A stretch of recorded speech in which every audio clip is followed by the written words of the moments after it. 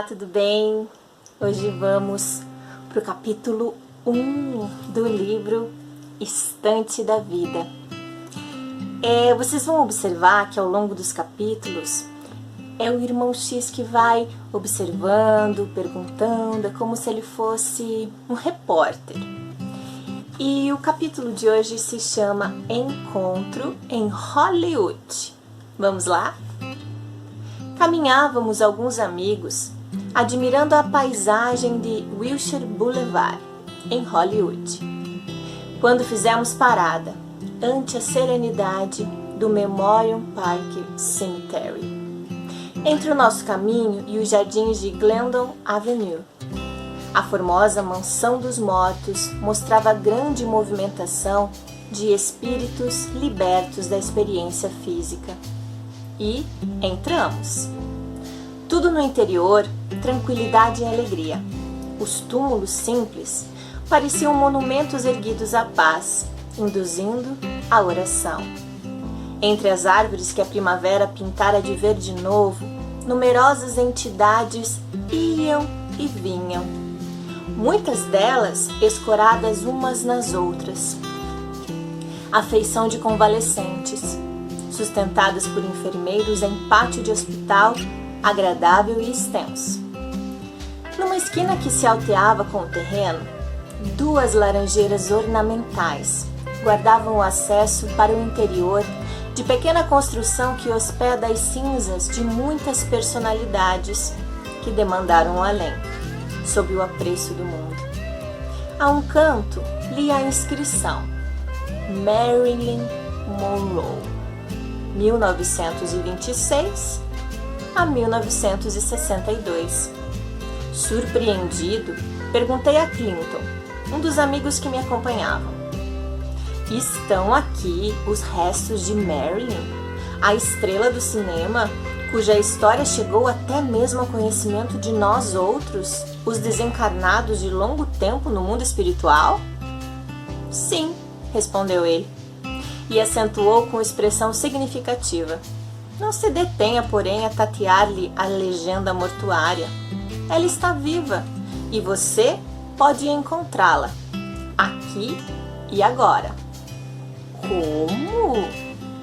O amigo indicou frondoso olmo chinês, cuja galharia compõe esmeraldino refúgio no largo recinto, e falou: ei-la que descansa, de certo em visita de reconforto e reminiscência. A poucos passos de nós, uma jovem desencarnada, mas ainda evidentemente enferma, repousava a cabeleira loura no colo de simpática senhora que a tutelava. Marilyn Monroe, pois era ela. Exibia a face desfigurada e os olhos tristes. Informados de que nos seria lícito abordá-la, para alguns momentos de conversa, aproximamo-nos, respeitosos. Clinton fez a apresentação e aduzi: sou um amigo do Brasil que deseja ouvi-la. Um brasileiro a procurar-me depois da morte? Sim, e por que não? Acrescentei: a sua experiência pessoal interessa a milhões de pessoas no mundo inteiro. E o diálogo prosseguiu. Uma experiência fracassada. Uma lição, talvez, em que lhe poderia ser útil. A sua vida influenciou muitas vidas e estimaríamos receber, ainda que fosse um pequeno recado da sua parte, para aqueles que lhe admiram os filmes e o que lhe recordam no mundo a presença marcante. Quem gostaria de acolher um grito de dor? A dor instrui. Fui mulher como tantas outras e não tive tempo e nem disposição para cogitar da filosofia. Mas fale mesmo assim. Bem, diga então às mulheres que não se iludam a respeito da beleza e da fortuna. Emancipação e sucesso. Isso dá popularidade, e a popularidade é um trapézio no qual raras criaturas conseguem dar espetáculo de grandeza moral, incessantemente no circo do cotidiano. Admite, então, desse modo, que a mulher deve permanecer no lar de maneira exclusiva? Não tanto. O lar é uma instituição que pertence à responsabilidade, tanto da mulher quanto do homem. Quero dizer que a mulher lutou durante séculos para obter a liberdade. Agora que a possui nas nações progressistas, é necessário aprender a controlá-la. A liberdade é um bem que reclama senso de administração, como acontece ao poder, ao dinheiro, à inteligência. Pensei alguns momentos na fama daquela jovem que se apresentara à terra inteira, dali mesmo, em Hollywood. E então, a juntei. Miss Monroe, quando se refere à liberdade da mulher, você quer mencionar a liberdade do sexo? Especialmente.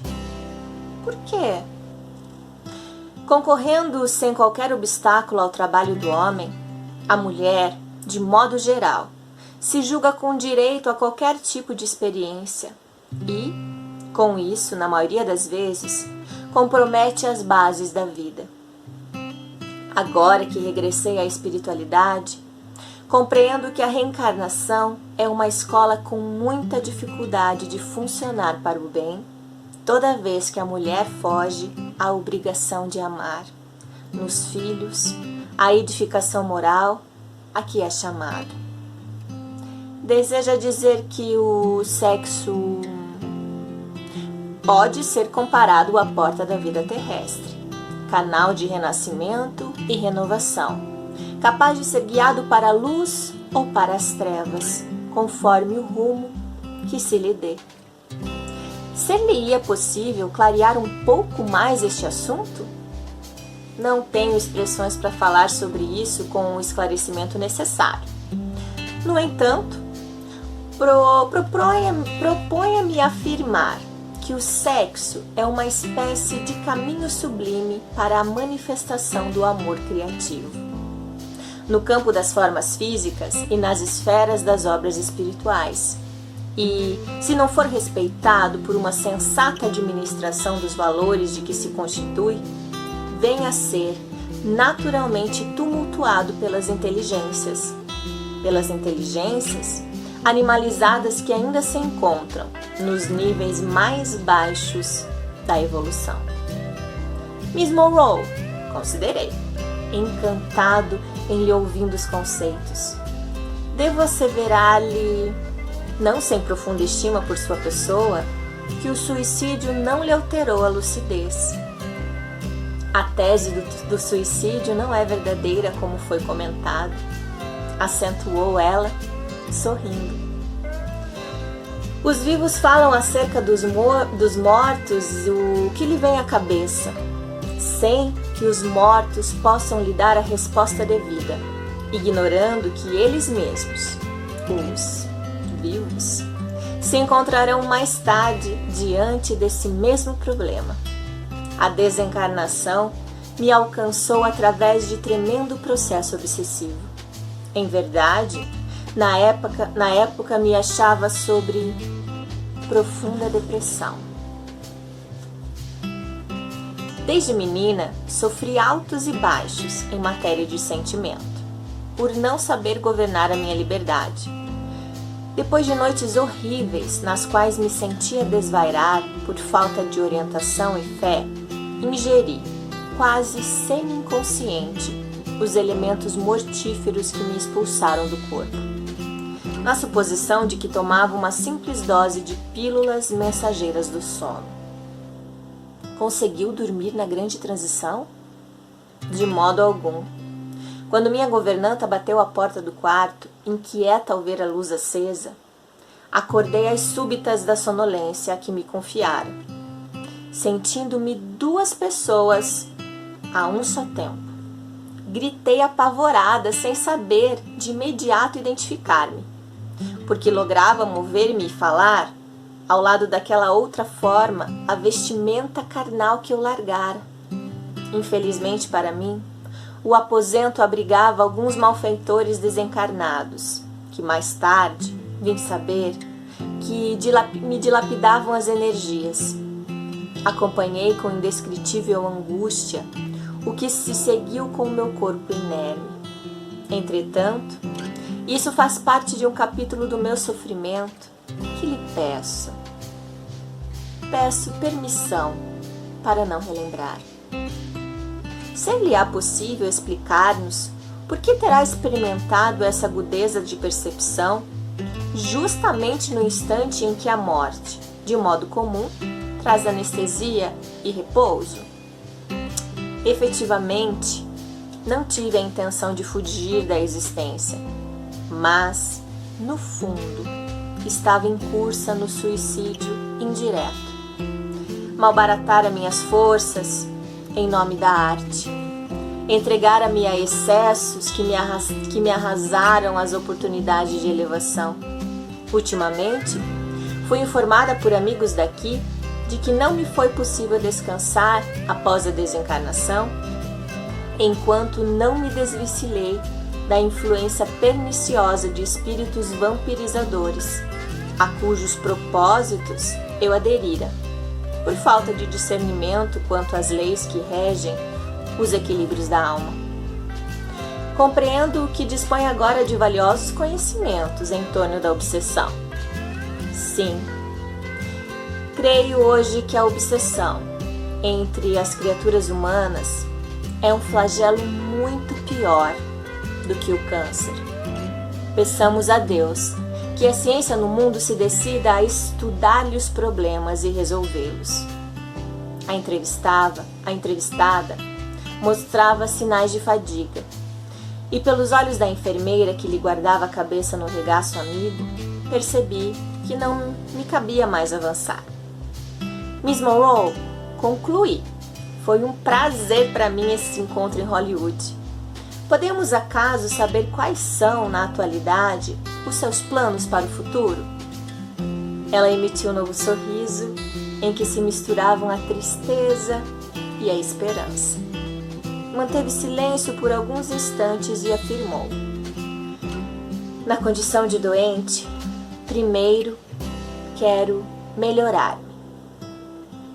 Em seguida, como aluna no educandário da vida, preciso repetir as lições e provas em que fali. Por agora, não devo e nem posso ter outro objetivo que não seja reencarnar, lutar, sofrer e reaprender. Pronunciei algumas frases curtas de agradecimento e despedida, e ela agitou a pequenina mão, num gesto de adeus. Logo após, alinhavei estas notas, à guisa de reportagem, a fim de pensar nas bênçãos do Espiritismo evangélico e na necessidade da sua divulgação. E encerramos aqui o primeiro capítulo com essa entrevista maravilhosa do nosso irmão X a esse ser, a essa irmã que teve tanto sucesso na Terra e que pudemos ver através dessa entrevista o quanto ela veio sofrendo. Pensemos nisso e um grande beijo. Até amanhã.